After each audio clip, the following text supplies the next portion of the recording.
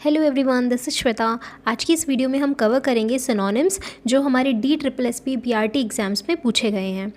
सबसे पहला वर्ड है डिलीजेंट। डिलीजेंट का मतलब होता है हार्ड वर्किंग। अगर कोई पर्सन बहुत हार्ड वर्किंग है, बहुत मेहनती है, तो हम उसको डिलीजेंट बोलते हैं। ठीक है।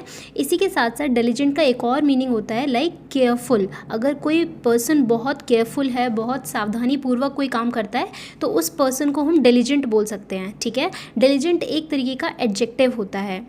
ऑलराइट। अब हमें ये पता चला कि डिलीजेंट जो है उसका मतलब होता है मेहनती या फिर हार्ड वर्किंग। राइट। अब इससे रिलेटेड और क्या वर्ड हो सकते हैं जो डिलीजेंट की जगह पर यूज़ किए जा सकते हैं। एक वर्ड है इंडस्ट्रियस।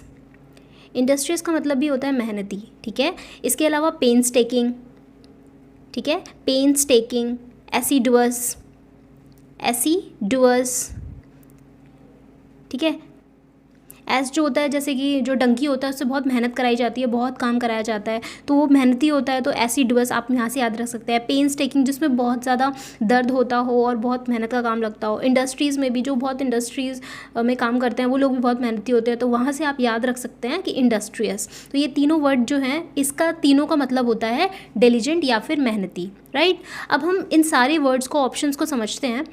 यहाँ पर फर्स्ट ऑप्शन है इलाइट। इलाइट का मतलब होता है a group of people which is very superior as comparison to rest of the group. यानी कि कुछ ऐसे अपर क्लास के लोग जिनकी क्वालिटी, जिनकी एबिलिटी दूसरे लोगों से अलग होती है, यानी कि सुपीरियर लोग एक तरीके से।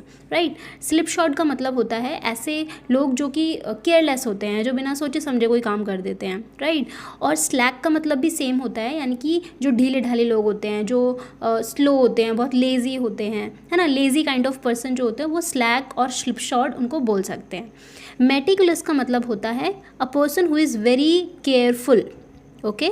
जो बहुत ज़्यादा केयरफुल होता है उसको हम मेटिकुलस बोलते हैं। हम ये देख सकते हैं कि यहाँ पे डिलीजेंट का मतलब भी केयरफुल होता है और मेटिकुलस का मतलब भी केयरफुल होता है। तो मेटिकुलस और डिलीजेंट आपस में क्या हो गए? Synonyms. Okay. Next word is कॉन्डोन।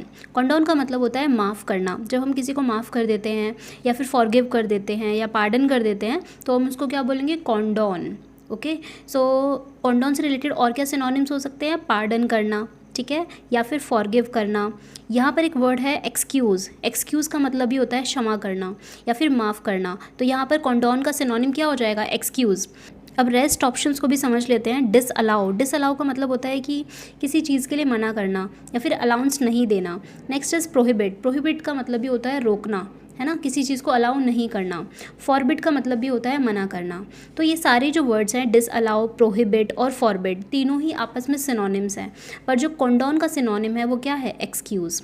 Okay. Next word is epithet. Epithet का मतलब होता है निकनेम, यानी कि किसी का दूसरा नाम कोई जो कि हम नॉर्मली बोल देते हैं। फॉर एग्जांपल, अगर हम बोलते हैं एपिथेट ऑफ शिवा, तो शिवा के काफ़ी सारे नेम हैं, लाइक शंकर जी या फिर नटराज, है ना।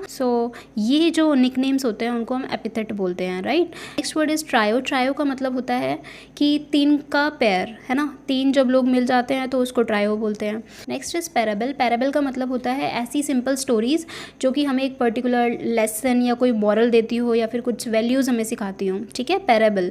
Next is thesis. थीसिस मतलब जैसे कोई PhD करता है तो उस टाइम थीसिस सबमिट किए जाते हैं, यानी कुछ ऐसे स्टेटमेंट्स जो कि उनके रिसर्च को रिप्रेजेंट करे, है ना, एक प्रूफ देती हो अपनी रिसर्च को लेकर। तो थीसिस क्या? एक स्टेटमेंट होती है। यहाँ पर एपिथेट का सिनोनिम क्या होगा? Nickname. Next word is kindled.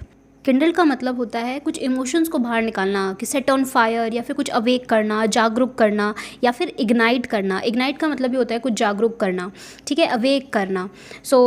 यहाँ पर किंडल का मतलब हमें समझ आ गया। रेस्ट वर्ड क्या है? जैसे कि सॉर। इफ़ आई से कि जो बर्ड है वो सॉर कर रही है, इट मीन्स कि जो बर्ड है वो आसमान में बहुत ऊंचा उड़ रही है।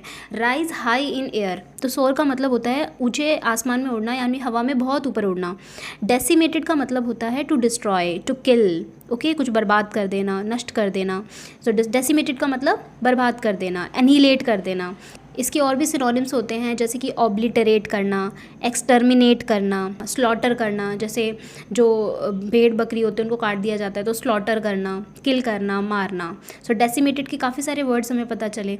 Next is reacted. रिएक्टेड का मतलब होता है कि कुछ रिएक्शन देना, next word is destitute. Destitute का मतलब होता है वेरी पुअर। डेस्टिट्यूट का सिनोनिम होता है इम्पोवरिश्ड। इम्पोवरिश्ड का मतलब भी क्या होता है, नीडी, जो ज़रूरतमंद लोग होते हैं या फिर ऐसे लोग जो अपनी रिक्वायरमेंट्स को पूरा नहीं कर पाते हैं। Next word is wealthy. Wealthy का मतलब होता है जिसके पास बहुत संपत्ति है, जिसके पास पैसे हैं, ठीक है, रिच पीपल। तो डेस्टिट्यूट का अगर अपोजिट पूछा जाता तो we can tick on wealthy. Next word is creamy layer. Creamy layer other backward classes के लिए यूज़ किया जाता है जो कि वेल एजुकेटेड होते हैं और अच्छी सोसाइटी से बिलोंग करते हैं। Next word is dissatisfied. Dissatisfied का मतलब होता है असंतुष्ट। So this is all for today. आगे के वर्ड्स हम नेक्स्ट वीडियोज़ में कवर करेंगे। Till then bye bye and thanks for listening.